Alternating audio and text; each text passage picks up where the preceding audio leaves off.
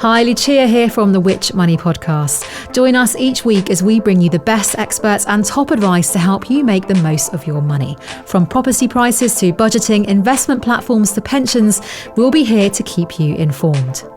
Not only that, but we've just launched Money Shorts. These are brand new fortnightly episodes that will give you a taster of the Which Money magazine that is delivered to members every other month. So to hear the main podcast and our brand new Money Shorts episodes, just search for Which Money wherever you get your podcasts.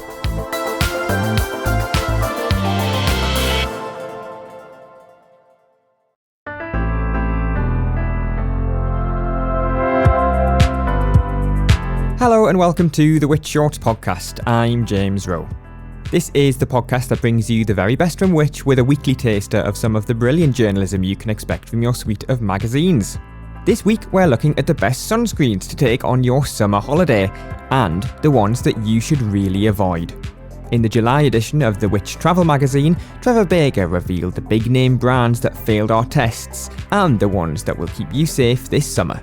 Here's his piece, adapted for the podcast, read by Grace Farrell. At first glance, testing how well a sunscreen works seems surprisingly simple. You spread it over a small area of a volunteer's skin and record when they slightly burn after exposure to ultraviolet rays.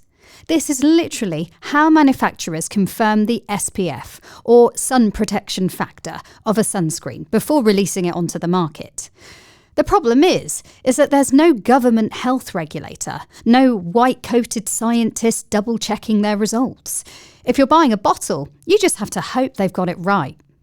That's why we carry out our own tests with our own group of volunteers. The importance of this has been illustrated again this year, as we found 4 sunscreens that didn't provide the promised SPF during our tests.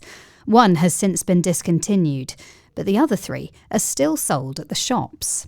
One of them, a Bondi Sands tub that costs 10 times the price per millilitre of some of our best buys, failed our UVA tests as well.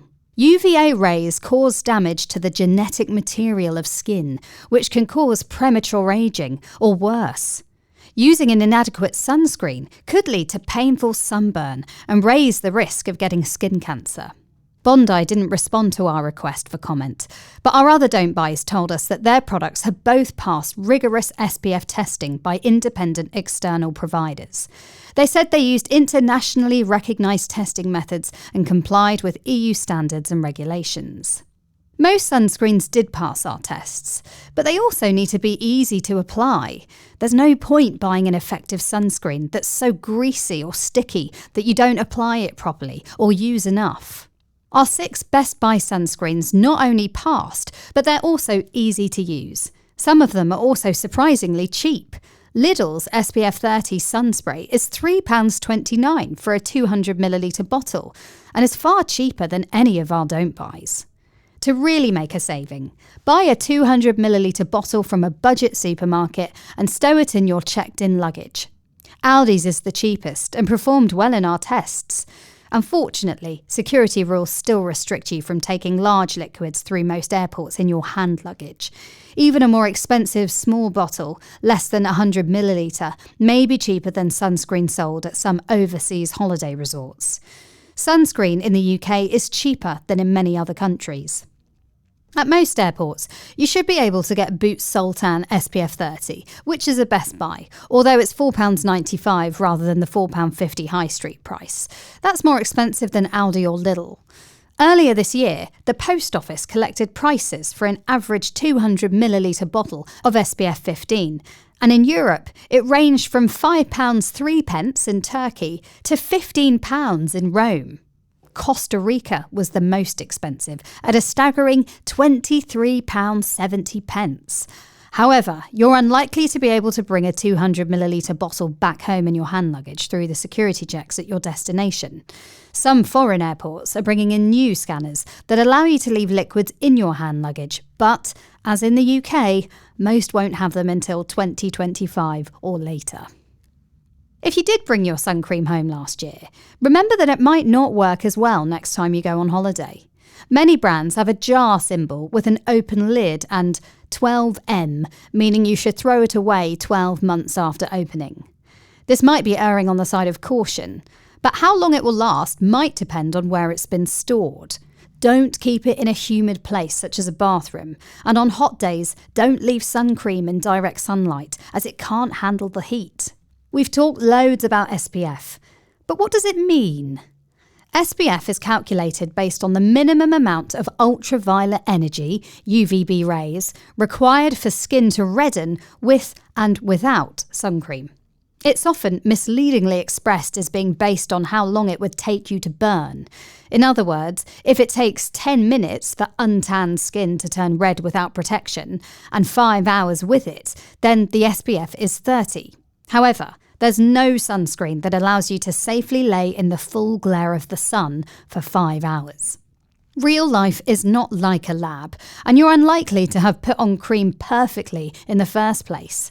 This issue is exasperated by the fact that even after a couple of hours, you'll have been sweating, chafing, and splashing about in the pool or the sea. The important thing is to apply sunscreen properly. Slather it all over, then go and sit in the shade. What about the UVA star rating? Well, UVA rays penetrate more deeply and cause more long-term damage than UVB. The NHS says you should choose a sunscreen with at least 4-star UVA protection, even if you have darker skin. Which tests UVA protection by spreading sunscreen onto a glass plate and using a device called a spectrophotometer to record the UVA it absorbs. Which sunscreen should kids, older people, or those with very fair skin choose? The main difference between a kid's sunscreen and one for adults with the same SPF is that the kids' version comes in a cuter bottle, but the active ingredient will be the same. Some kids' sunscreens avoid fragrances that may irritate sensitive skin, so they could be better for older people who often have sensitive skin too. But beware if this means it's mineral rather than chemical-based. The darker your skin, the more natural protection you have, but everyone should still choose at least an SPF 30 with 4 stars against UVA. Most kids' sunscreens are SPF 50+ as opposed to just SPF 50 for adults. This extra protection is a good choice for children and those with fair skin. But whether you're applying sunscreen thickly enough and covering all exposed areas will be more important than whether it's SPF 30 or SPF 50. Experts say most of us don't put enough on. You should use 6 to 8 teaspoons if you're covering most of your body and reapply every couple of hours. The NHS says you should use water-resistant sunscreen when you're likely to sweat, which is most of the time if it's sunny. Don't assume that using water-resistant products means that you can get away without reapplying them. After a swim and toweling dry, the protection might be gone. As with other sunscreens, reapply every 2 hours, even if you haven't gone in the water. The sun could dry them out. Grace Farrell was reading that piece, originally published in Which Travel Magazine's July edition. To read it in full and to see our test results, then be sure to become a Which Travel member. I'll pop a link in the show notes for you to find out more. You can read even more articles you'll find useful every day by signing up to one of our many free email newsletters at which.co.uk/newsletters. We'll be back next week for another episode of Which Shorts, but in the meantime, why not check out Which Money Shorts on the Which Money podcast feed. Every fortnight we give you a taster of the Which Money magazine, just like we do here on Shorts with the travel, gardening, tech and the regular Which Mag. Just search Which Money wherever you're listening. Which Shorts was produced and edited by me, James Rowe, while the exec producer was Grace Farrell.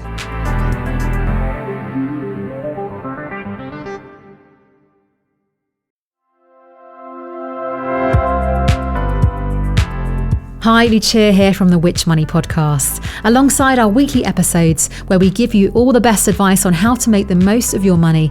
We've launched Money Shorts.